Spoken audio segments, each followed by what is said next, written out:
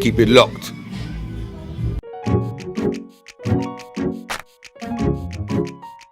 And here we are live again, access all areas. And finally we've managed to track down the legend, the one, the only, Omar. Brother, you are in the building again, son. I am in the building. I like this place like a second home. You know, Birmingham, we adore you because you were dubbed the king baby maker of Birmingham at one period. You know that? I didn't know that. Yeah? I'd like to see the results of that competition. Oh, there'd be grandbabies and babies named after you. You know, I have relatives named Omar, and I have a niece called Omisha. Okay. Yeah. All right. But let's go back to the man behind the madness. What first made you pick up the microphone and say, "I am Omar. I want to sing"? It wasn't quite that same process. I've been making music since I was 8 years old. I've been learning percussion, trombone, tuba, euphonium, guitar, piano, drums. Playing in youth orchestras, brass bands, and it wasn't until I was about 14, 15 then I decided to start writing songs. It was just one of the natural progressions from learning jazz and classical and reggae and Latin and starting to make your own little pieces of music. So basically, you're not a vocal artist, you're a musician. You're a writer of songs, a player of instruments, and a singer of melodies. That's right. I would say that, you know. I would see myself more as an arranger, performer, producer. Because what I noticed with your career, you've also been working a lot behind the scenes with other artists, you know, doing a lot of penmanship, you know, developing songs for other artists as well. So was that another inborn talent you had, you know, the skill of writing lyrics? Well, you know, I don't even see myself as a lyricist, you know. It just all comes part and parcel of writing songs. You know, you start with the basics, the bass, drums, the keys, the rhythm section, then you go on to the chords, you do with the melodies, and then the lyrics is the last thing, you know. I'm still learning, that's how I see it. It's an ever developing genre, isn't it, music? Yeah. So I mean, let's just fast forward. When the hit, I'm going to try not to mention the hit came. Yeah, as a lover of music, you were prequel to the hit, but a lot of people thought the hit was you. You know, I'm not the hit. And I have no idea what you're talking about. Well, this is live. You see, even though what me I talk about, but when we say the hit, we're on about there's nothing like this. There's nothing.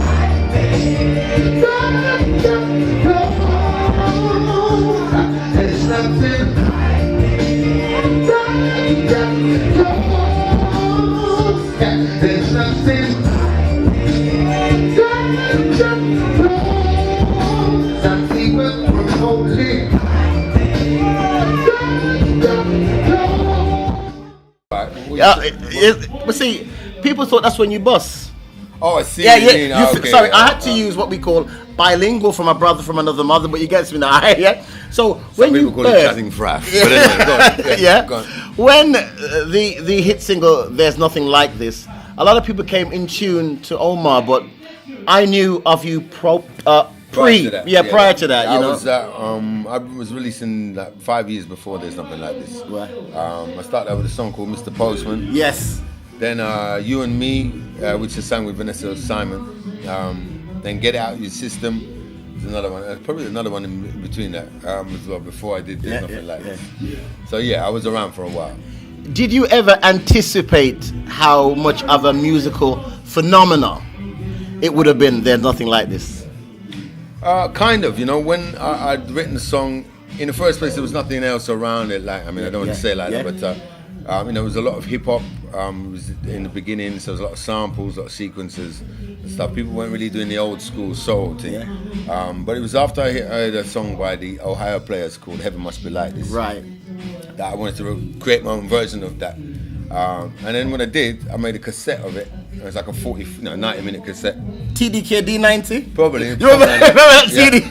Yeah. So it was all on one side. We just kept playing the song over and over again. Just at my dad's office. My dad had his own record label. And, you know, for 90 minutes pretty much, we didn't stop the music, didn't want to stop it or anything. It was just so we thought that's a sign that this is a big tune that's going to go somewhere. It was absolutely used. I was working on radio time and I got it. I accidentally got it on a white label before release. From Mr. Palm. Yeah.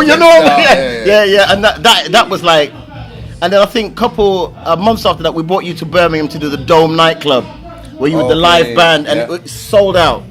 Completely sold out. You know, you were one of the first UK artists to come and sell out This is live. Just film me as I open the door, because this is what it's called. This is Victor. He's our operations manager. And what we're bringing things. Wow. We're bringing things. Bringing things. This is live. Right here, Access All This with Victor. Could you go around the camera? You could have briefed me. No, we're not briefing on. Put it down. Put it down. Yeah. So there you have. And then you had a string of hits that were crossing many genres. You had a soul, you had some broken beat stuff, you had some Yoruba soul coming out, you had so many things. What makes you able to cross genres so comfortably? It's only 12 notes in a musical scale, you know, and then lots of different styles of music kind of blend with each other quite nicely. Jazz, Latin, funk, soul, reggae. All with like classical arrangements on the top, but quite easy to mix up. And I've got experience in everything, you know. And you know, this new style of music like the funky house and even jungle, you know what I mean. Those are things that I embrace quite willingly, and it just helps to make it more interesting. Because I still got that fire in my belly when I make the music, that I get excited about making the music, and that I want people to hear it and that to hear other people sing my music as well. So as long as I have that, then I can't do any wrong.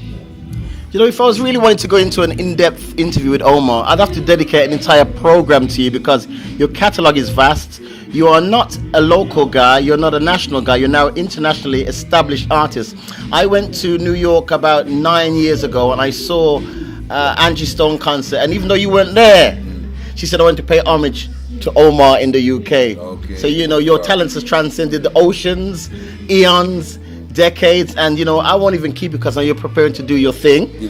But I want to say thank you for your time right here at Access All Areas, and I want to say a shout going out to all you guys that support this guy. Keep it. Before you go, what's coming new? What's new? We got to watch out for a TV show called The Javon Prince Show, which is coming out on BBC Two. Yeah. That's they're using my band as a house band. I'm the band leader. Yeah. It's a comedy, very funny sketch show, and a brand new album's getting ready now. That'll be out sometime next year. Wow, Omar, There's Nothing Like This was a smidgen of the phenomena, the global phenomena that we call Omar Lye Fook. Oh man. What I'd like you to do, in that camera there, you've got to do the outstanding, just the bridge. Come on. Dun, dun, dun, dun, dun. Dun, dun, dun, dun, dun, dun, dun, dun, dun. Get it? Go for it. Girl, you look me sweeter. Girl, you're looking sweeter now. Looking finer every day. Hey. That's it, no more. If you want any more, you pay. This is my boy KT. I want to say thank you for joining me here at Access All Areas. God bless you. Kenny Thomas, God bless you, and thanks for making some time for me. That's Kenny Thomas. You catch him live right here on Access All Areas.